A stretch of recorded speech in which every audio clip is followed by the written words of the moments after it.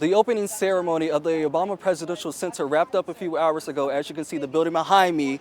But there were special performances and also speeches from the First Lady Michelle Obama and also former President Barack Obama. The heat outside here in the city is brutal. It's causing people to come to the lakefront to cool off, as some doctors are saying that even a few minutes outside can cause issues for some people.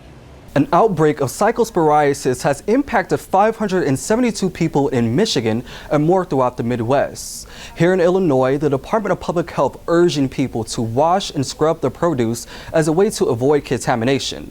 Those same officials stated that there has been a higher than average increase of reported cases in relation to the virus. The CDC stated that it's unclear where the virus has come from. Here at the beach, we can already feel the temperatures rising as it will reach 90 degrees today, which will cause harsh weather conditions for some people. Charlotte Steffen is putting her bravery to the test as she's fulfilling her dreams to set sail. Overnight at 12:50 a.m., a vehicle crashed into Lake Michigan, injuring 3 male passengers near the Museum of Contemporary Art. Thousands gathered in civil rights leader John Lewis Plaza to witness the opening of the Obama Presidential Center on Chicago's South Side in Jackson Park. The campus, nearly 10 years in the making, brought in crowds as the action-packed ceremony began. Barack Obama. Oh, say, can you see? Jennifer Hudson, Bruce Springsteen, Stevie Wonder, John Legend, Common, Mark Anthony, Eddie Vedder, and more grace the stage today. Attendees amped up. This is inspirational. This is fiery. I love America. I love Chicago. I love it. It's such an honor. I love the Obamas, and I just love it. It's just a wonderful celebration. Celebration leading to the Obamas addressing the crowd. More than anything, I hope this center will serve as an affirmation of just how special, how precious our democracy truly is. And a former First Lady Michelle Obama praising her husband as a father in his time inside the White House, leaving the former president in tears. There hasn't been a single second through this experience that standing by your side hasn't left me in awe. 8 years in the crucible, and not once did you melt from the heat. For the Obamas, this is Sweet Home Chicago, as this is where they met, married, and started a family years before their lives changed forever. Now the day has come to open the 19.3-acre campus, but all days weren't electric. Protesters and residents voiced their concern throughout the 10-year build, with legal battles and the COVID-19 pandemic stalling the project. The center now complete with Obama 08 campaign memorabilia, and besides the museum, there's garden, playgrounds, and an NBA-sized basketball court. But community is the most important. This center could not be anyplace else. It's an expression of thanks. In Chicago, Jaylen Barlow. After I just seen her around at these same spaces that I'm volunteering at, it got me more inspired because of how much she's willing to give back to these spaces. The John Watt Foundation, a beacon for Chicago's emerging talent, has a mission to build artists' future. Well, I started the foundation due to the death of my son. He was a Chicago hip-hop artist, a part of the hip-hop collective Pivot Gang. After his passing, we wanted to do something in his honor, and that thing was to start a scholarship fund for youth between the ages of 14 and 24 who are young, inspiring artists. John Watt, one of 9 members of Pivot Gang, all grew up on Chicago's West Side, some related by family, others to children of their parents' friends, releasing their first single in 2012 to become a recognized group. Just having someone removed out of your life that you carried for 9 months, and you know, no death is pleasant, but like to just be snatched away by someone deciding to stab them to death on their way home from work, it's nothing I could even describe. That was in February of 2017. It led founders Nichelle Pugh and artist Saba to give back to the community. Hi. Notably feeding the West Side during the start of the pandemic 3 years later. During COVID, it was really important that families in the community had food and different things, and we stepped in to kind of help with that as well. We continue to do annually a back to school event We secure 500 backpacks each year, make sure that all of the young kids that come out, they're able to take home a backpack full of school supplies. That's not all. They have an apprenticeship program that helps anyone from the ages of 14 through 24 become more skilled in their respective creative field. Throughout my apprenticeship at the John Wall Foundation, it has been an incredible experience. I've learned so much, I've developed so much, both as an individual and as an artist. I've gotten opportunities that I could not have gotten unless I was in this program. We have a great week coming up with Lala University. You're going to meet some more important people in the industry that will be able to, network with and maybe one day be able to work with.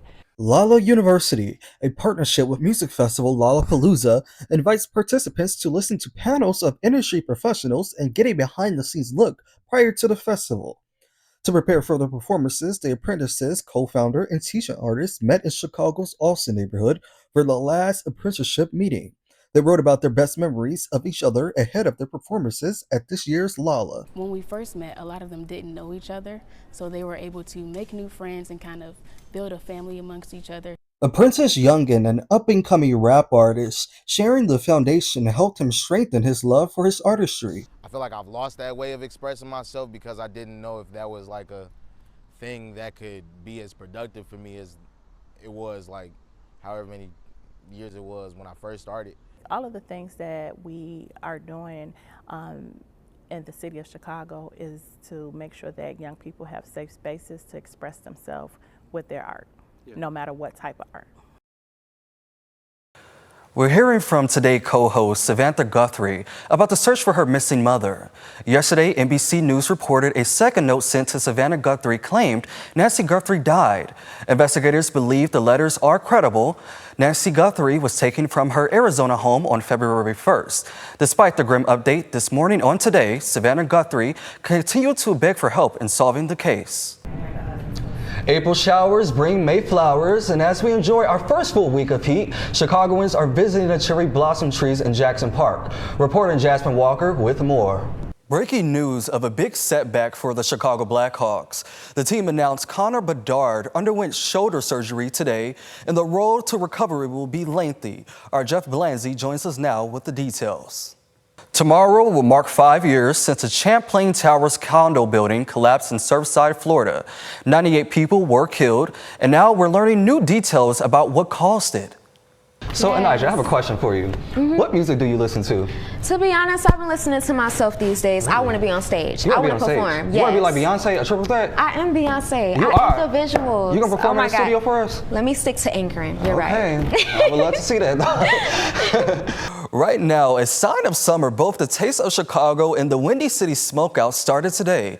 That will have Grand Park and the United Center hopping all weekend long. Jen Shans is at the Smokeout where barbecue and music lovers are clearing up for a fun night. Senator Dick Durbin and Governor J.B. Pritzker are concerned when it comes to federal assistance after these most recent storms and even last year's storms. Meteorologists say this has been a record year when it comes to tornadoes, and people are still recovering from their impact. No matches are being played today, but we still got some major World Cup news. Today, FIFA announced that Justin Bieber is joining the star-studded halftime show for the World Cup final on July 19th. He joins fellow headliners Madonna, Shakira, and BTS. The quarterfinal kickoffs tomorrow with top-ranked France taking on Morocco. Spain and Belgium meet on Friday. Norway and England and Switzerland and Argentina play on Saturday. Today, we're talking about the Wicked for Good advanced screening. Who here's excited for Wicked? Students piling into Film Reel Cinema to see Glinda and Elphaba, courtesy of the Student Government Association in the Film and Television Department. Upper faculty within the school is something that we really try to emphasize to people with these screenings, which is why we love partnering with them for it. With their friend groups, these students sure are feeling the impacts of SGA's mission. We got here at 3:30 p.m. Because we don't have lives, and now we're here, and so that was our evening plans. It's a really good energy right now. We all decided that we were going to match, and we're going to just have fun and enjoy the movie. So the energy is really good. The box office smash starring Ariana Grande and Cynthia Erivo is set to release this Friday, November 21st. Want more campus news? Hit ColumbiaChronicle.com. I'm Jaylen Barlow with Cron TV, newsmate for Columbia, right here on your feed. Today, we're talking about the Arts in the Dark Parade. It was a night of terror and culture in the city of Chicago for the Arts in the Dark Parade. Columbia students marching their way through State Street after days of rehearsal. I saw the Renegades dance team. I also saw our clubs were out there with their paper mache hats. It was awesome, very lively, very excited to be like, yes, my school! So that was great. After the spectacle on State Street, students, faculty, and neighbors of Columbia partied at the Student Center. It's pretty sick. There's an epic dance floor over here. I think there's some sort of haunted house that we have to explore. A lot of things set up here for free. Can't do any better. That's not all. They even got to witness a Sinners dance performance.